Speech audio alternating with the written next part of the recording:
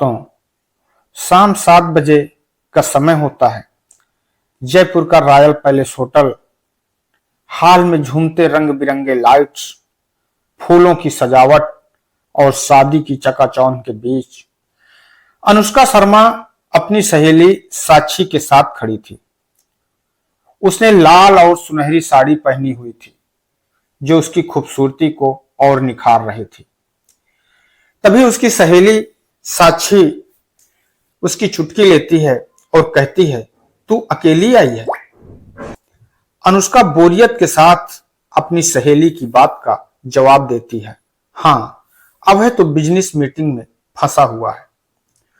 वहीं दूसरी ओर शादी का फोटोग्राफर, जिसका नाम राघव मेहरा, अपने कैमरे से हर खूबसूरत लम्हे को कैद कर रहा था। लेकिन जैसे ही उसकी नजर अनुष्का पर पड़ती है, वह कुछ पल के लिए ठहर जाता है। उसकी नजरें अनुष्का की गहरी आंखों, गुलाबी होठों और सुडौल बदन पर अटक जाती हैं। वो लेंस से झांकते हुए मुस्कुराता है और उसके करीब आ जाता है और अनुष्का से कहता है, आपकी मुस्कान कैमरे में कैद करने लायक है। तब अनुष्का भी हल्के से मुस्कुरा देती है। तब कैमरामैन, तभी राघव कहता है, तस्वीर अच्छी आएगी। अगर मेरी निगाहों से देखोगी तो शायद सबसे अच्छी, सबसे खूबसूरत। दोनों के बीच कुछ सेकंड तक गहरी नजरें टकराती हैं। दोनों काफी देर तक एक दूसरे को देखते रहते हैं। तभी राघव धीरे से अपना फोन निकालते हुए कहता है, अगर कभी कोई खास फोटोशूट करवाना हो तो मुझे कॉल कर सकती हो। अनुष्का ज्यादा नहीं सोचती और बिना सोचे हुए अपना नंबर राघव को दे देती है। इसके बाद दोनों के बीच में बातें चालू हो जाती हैं और अब दोनों रात रात भर व्हाट्सएप पर एक दूसरे से बातें करने लगते हैं। एक दिन राघव अनुष्का से कहता है, आज तुम्हारी याद बहुत आ रही है। तभी अनुष्का राघव से कहती है, किसने कहा कि सिर्फ याद करो, मिल भी सकते हो। अभय के बार बार बिजनेस ट्रिप पर जाने से अनुष्का अब अकेली महसूस करने लगी थी। एक दिन जब अभय 3 दिनों के लिए दिल्ली गया, तभी अनुष्का अपने प्रेमी राघव को अपने घर बुला लेती है और उससे कहती है, आज सिर्फ हम दोनों हैं, कोई रोकने वाला नहीं है। राघव जब अनुष्का के घर पहुंचता है तो अनुष्का ब्लैक सिल्क नाइटी में थी। राघव अनुष्का को देख करके उसे कुछ देर के लिए देखता ही रहता है। तुम जानती हो, जब से तुम्हें देखा है तुम्हें पाने की चाहत बढ़ती जा रही है, राघव धीरे से कहता है। अनुष्का उसे अपनी बाहों में खींच लेती है। उस रात उनके बीच सिर्फ जिस्म नहीं जुड़ते बल्कि जुनून की सारी हदें पार हो जाती हैं। अब यह सिलसिला रोज का हो जाता है। अभय जब भी बाहर जाता है, अनुष्का अपने घर पर अपने आशिक राघव को बुलाती है और उसके बाद में वो अपने घर पर अपने आशिक के साथ मौज मस्ती करती है।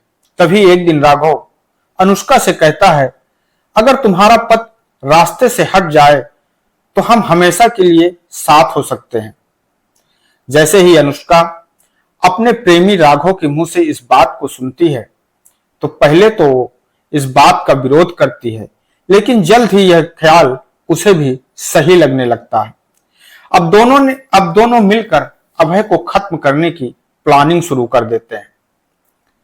एक दिन जब रात के 11:30 बजे होते हैं, तभी अनुष्का अभय के लिए खास डिनर बनाती है और उससे कहती है कि आज मैंने आपके लिए एक खास डिनर तैयार किया है, और उसको पीने के लिए वाइन देती है और वाइन में ही नींद की गोलियां मिला देती है।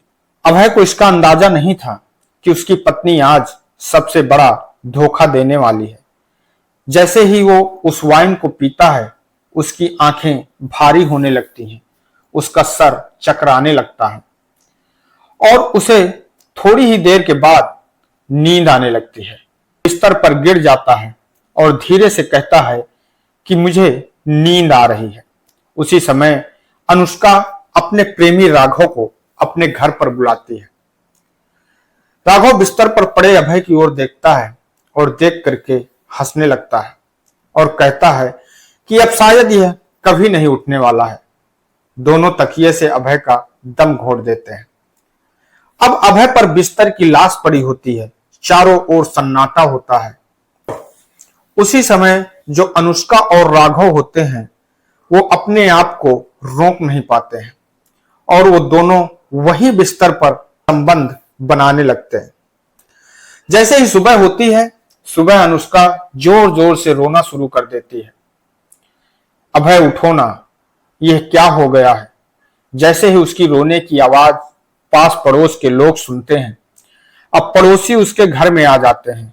पुलिस बुलाई जाती है। पुलिस आती है और अभय के शव को पोस्टमार्टम के लिए भेज देती है। पोस्टमार्टम रिपोर्ट में दम घोटने की पुष्टि हो जाती है। पुलिस जब अनुष्का से सख्ती से पूछताछ करती है तो पहले तो वो पुलिस को गुमराह करने की कोशिश करती है, पर थोड़ी ही देर में वो घबरा जाती है और घबरा जाने के बाद लेकिन जब पुलिस उसके फोन की कॉल रिकॉर्डिंग सुनी तो राघव और अनुष्का की बातचीत उजागर हो जाती है, जहां राघव अनुष्का से कह रहा होता है कि कोई भी अगर किसी से अगर कोई पूछताछ करे, पुलिस कितना भी पूछताछ करे, तुम्हें चुप रहना है। अब पुलिस को राघव की आवाज सुनाई देती है और यह सुन करके अनुष्का कांप उठती है। मैंने और वो पुलिस से कहती है कि मैंने और राघव ने उसे मार दिया। वो फूट फूट कर रोने लगती है। पुलिस दोनों को गिरफ्तार करती है और गिरफ्तार करने के बाद में कोर्ट के सामने पेश करती है। कोर्ट में दोनों के खिलाफ सबूत पेश किए जाते हैं। जज साहब फैसला सुनाते हैं, जहां पर अनुष्का शर्मा और राघव मेहरा को आजीवन कारावास की सजा सुना दी जाती है। अनुष्का झुक कर राघव को देखती है, जो अब उससे नजरें नहीं मिला रहा था। जिस प्यार के लिए मैंने अपना सब कुछ दांव पर लगा दिया, उसने ही मुझे जेल की सलाखों के पीछे पहुंचा दिया।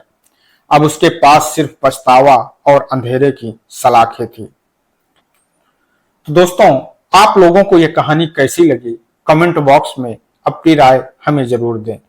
और अगर अभी तक आप लोगों ने मेरे इस चैनल को सब्सक्राइब नहीं किया है तो मेरे इस चैनल को सब्सक्राइब कर बेल आइकन को जरूर दबाएं, जिससे कि ऐसे ही नई नई कहानियां लेकर मैं आप लोगों के लिए आता रहूं। जय हिंद, जय भारत।